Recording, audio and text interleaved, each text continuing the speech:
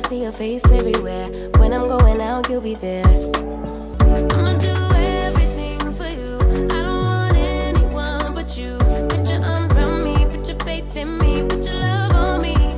Hello les filles, on se retrouve aujourd'hui pour un sujet qui est rarement abordé malheureusement dans les formations, c'est comment réaliser le test allergique lorsqu'une cliente se présente et est à risque, ou bien tout simplement lorsque la cliente souhaite réaliser un test allergique parce qu'elle est un petit peu réticente. On entend différentes choses sur la manière de réaliser les tests allergiques. La chose, je pense, la plus aberrante que j'ai entendue jusqu'à présent, c'est de mettre un point de colle sur la peau de la cliente pour voir si cette cliente est allergique ou non à la colle extension de cils. Alors clairement, c'est quelque chose qu'il faut absolument pas faire parce que dans la pratique, lorsqu'on réalise une pose de cils, à aucun moment la colle est en contact direct avec la peau. Donc c'est pas du tout comme ça qu'on doit réaliser un test allergique. Pour réaliser un test allergique, je vous conseille tout simplement d'appliquer une dizaine d'extensions sur chaque œil et d'attendre 72 heures et de regarder si dans les 72 heures il y a un signe de réaction allergique qui apparaît. Donc c'est quoi les signes de réaction allergique? Eh bien tout simplement, c'est des rougeurs, des démangeaisons, des gonflements, parfois des suintements, mais ça c'est extrêmement rare. Et donc il faut vraiment analyser si dans ces 72 heures, il y a un signe de réaction allergique. S'il n'y a pas de signe de réaction allergique, ça ne veut pas dire pour autant que c'est sûr à 100% que la cliente ne réagira pas lors du rendez-vous.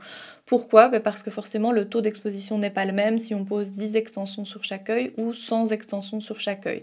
Donc disons que s'il n'y a pas de réaction allergique avec le test allergique, il y a de fortes chances qu'il n'y aura pas de réaction allergique lors de la pose complète, mais c'est pas sûr à 100% qu'il n'y en aura pas malheureusement. Pourquoi attendre 72 heures lorsqu'on fait un test allergique? Eh bien tout simplement parce qu'il faut savoir qu'une réaction allergique ça peut mettre jusqu'à 72 heures pour se manifester. Donc c'est possible que le lendemain vous ne remarquiez rien, le surlendemain rien et qu'au bout de justement 3 jours vous remarquiez qu'il y a peut-être un signe de réaction allergique. Donc c'est pour ça que par sécurité on attend toujours 3 jours pour voir si la réaction allergique se manifeste lorsqu'on fait un test.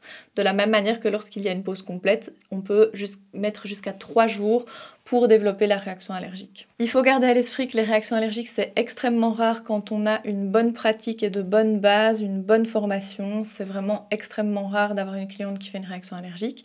Mais dans tous les cas, si on veut vraiment réagir de la bonne façon et diminuer encore plus les chances de réaction allergique, je vous conseille fortement de faire ce test allergique comme je viens de vous l'expliquer.